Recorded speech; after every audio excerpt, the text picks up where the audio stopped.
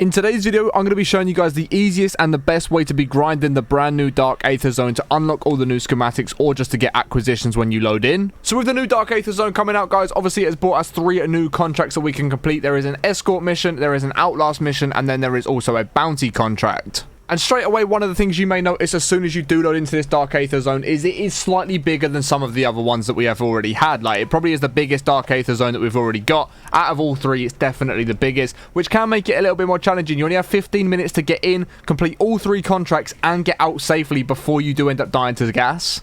So knowing where everything is going to be super important before you even load into the Dark Aether Zone. You want to know exactly where you're going to start the contracts and to be able to exfil. They're the most important things. You need to know where these things are. So if I chuck a map up on screen right now, you can see where all 3 contracts are and where the exfil locations are on the map as well.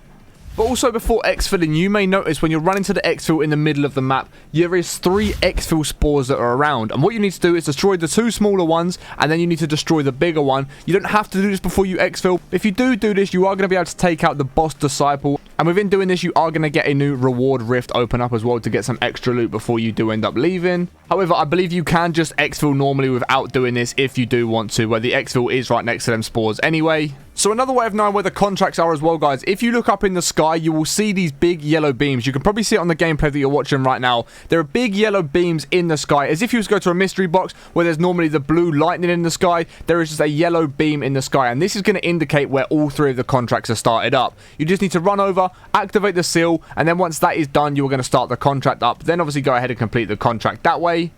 So now that we know where all the contracts and the exfil locations are, the best plan of action is to work out what ones you want to do. I believe normally you get about 30 minutes in this Dark Aether Zone, but I only had 15 minutes in this game and it made it very difficult. So I think if you leave it later on in the game, you are going to get less time in the Dark Aether. So if you do go into a game where you have got only 15 minutes, you might want to prioritize what contracts it is that you're doing. And the reason I say this is the Escort contract takes a fair couple of minutes. It's quite a long contract. It's easy enough to do, but it takes quite a bit of time. So you might want to leave that one till last, just to make sure by the time you've done the other 2, you can then evaluate, do you have time to do the Escort, or do you need to get out with the loot that you've already got? That's what you probably should do, and that's what I probably should have done in this game rather than starting with the Escort contract. But let's dive into the contracts and how we are going to make them as easy as possible. One thing you definitely want to do if you're playing with a squad is make sure you have all got the healing or a field upgrade on. And the reason for this is if one of your teammates goes down, one of you can just use your field upgrade, get that teammate back up, and then the other 2 or 3 players can then keep hold of their field upgrade until someone else goes down. And you should be able to have a nice rotation. Every time someone goes down,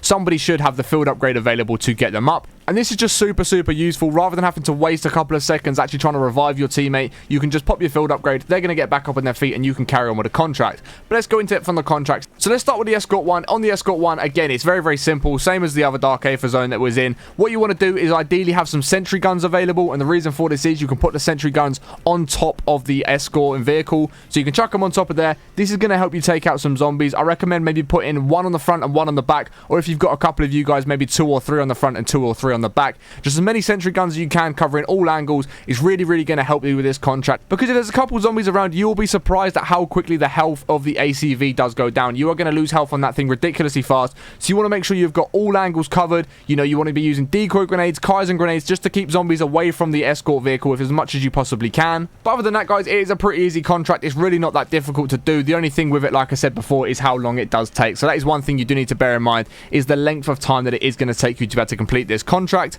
After that is going to be the bounty target. As far as I'm aware, what I've had so far, it's only been mega abominations. However, I'm assuming you can probably get some other targets as well.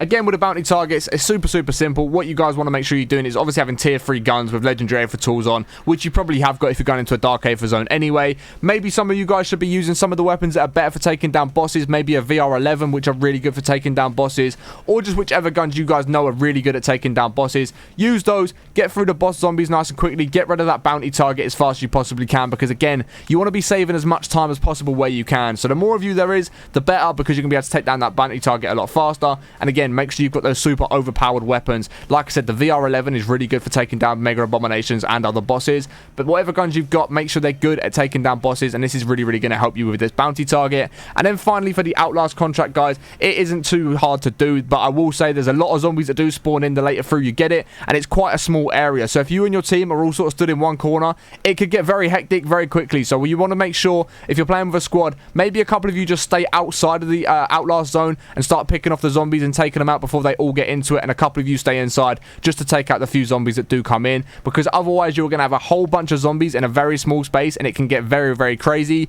And if this does happen, you do start getting cornered into one of the walls, you can actually jump up on the walls on the outside of where the Outlast zone is. So if you know, if you're getting backed into a corner, you can jump up and get out that way, so don't ever worry about having to get to the gap in the wall. You can climb over the wall, which is definitely going to help, and this came in clutch a couple of times for me. But again, with this Outlast one, decoy grenades are going to be great, Kaizen grenades are going to be great, monkey bombs are going to be great. Anything that gets the zombies away from you, gives you a bit more time to plate up, reload, get some more ammo in the gun, and just reset yourself before the zombies come back in. And hopefully you can take some of them out whilst they're out the zone as well, just to try and take the heat off you a little bit. And of course, doing all these contracts is going to give you the chance of getting the new schematics. Of course, the only way you're going to get schematics is if you're in the Elder Dark Aether. You have to have an Elder Sigil to activate the portal. If you don't have an Elder Sigil and you just have a normal Sigil, you will not be able to get the schematics. You will only get the acquisitions, which are good. You can still use them in the game or in the next game that you're going to go into. But if you want the actual schematics, you need to make sure you are going into the Elder Dark Aether zone, and that is going to be very, very crucial. And one thing I will say, guys, is I did find this Dark Aether zone to be a little bit more challenging than the previous two that we have had so far. It's not too hard, but it is slightly more challenging. I did find that some of the contracts were definitely spawning some more zombies than what we're used to in the Dark Aether zone, which I don't think is a bad thing. I think we did need a little bit more of a challenge, and it does make it a little bit harder to grind. You've probably seen this gameplay a couple times. I go down, you know, I get caught in corners. There's just a lot of zombies around, and it does get quite chaotic in there. I'm not going to lie to you guys. That's why I said if you're playing with a squad, you definitely need to make sure you are overall got your own sort of roles. Again, with the Outlast one, a couple of you are in the Outlast, a couple of you are outside, just be able to pick off the zombies. Really work as a team if you're playing with this as a team. If you're playing solo, good luck. It's going to be quite difficult. I know you can do it solo, but it's going to be very, very difficult. It's going to be hard, but best of luck to you guys that you were trying to do it solo. And I'm assuming if you're trying to do it solo, you're a good zombies player anyway, so you sort of know the best strategies to do different things anyway. But again, like I said, keep an eye on your time, because the gas in this zone will kill you ridiculously fast. It will eat your gas mask at super fast rates, and it will knock you down super quickly. So just keep an eye on that time. Make sure you've got enough time to get to that Exfil location. Again, if you want to do the spores, there are two little spores. There's a big one in the middle, and you will find two spores next to that as well. So you've got one of the little spores that will spawn right in front of the Exfil zone, and then another one spawns next to the big spore. So like I said, you need to take out both the little spores, take out the big spore. You are going to get that boss disciple spawn in. You can then decide to take that out if you want to. You don't have to do that. You can leave the spores alone and just exfil straight away, or you can take out the spores, get that boss disciple spawn in, take them out. And then, of course, you're going to get another reward rift to be able to get some more loot from. Hopefully, a new schematics, some new acquisitions, and good stuff like that. And so far, I think the loot for this is absolutely spot on. I think I came out with about 3 legendary tools. I came out with some of the new schematics, some of the new acquisitions, and it was just a really good all-round loot, in my opinion. I think they've got the loot balance really nicely in this, because, like I said, it is slightly more difficult, so it probably does deserve some better loot and, you know, some higher rewards, which I think they have got down to an absolute T. But let me know what you guys think to the new Dark Aether zone in the comments below. Have you tried it yet? Are you trying to get into there? And if you're looking for a squad to do it with, either join the Discord or leave a comment in the comment section below. Try and squad up in the comments or in the Discord. I'm sure a lot of you guys are going to help each other out. If you guys have enjoyed today's video, please be sure to smash a thumbs up, as it helps me out way more than you can ever imagine. If you are new to the channel, make sure you go and check out the rest of the videos, where I think you will enjoy. All the videos are up on the channel, as they're all zombies related. And if you do go on to enjoy them, make sure you subscribe with notifications turned on so you don't miss any more videos that I do upload. And if you do want to become a member to the channel, you can do so by clicking the join button next to where it says subscribe. But once again, guys, thank you for watching all the way to the end of today's video. Good luck with the Dark Aether grind. I hope you guys get all the schematics and stuff nice and quickly. And I hope you guys do go on to enjoy the Dark Aether grind as well, because I think this is one of the more fun ones that we have had so far. Hopefully you guys have enjoyed it. Like I said, if you have, smash a thumbs up. I appreciate watching all the way to the end. Have a great rest of your day, and I will catch you on the next one in a bit. Peace.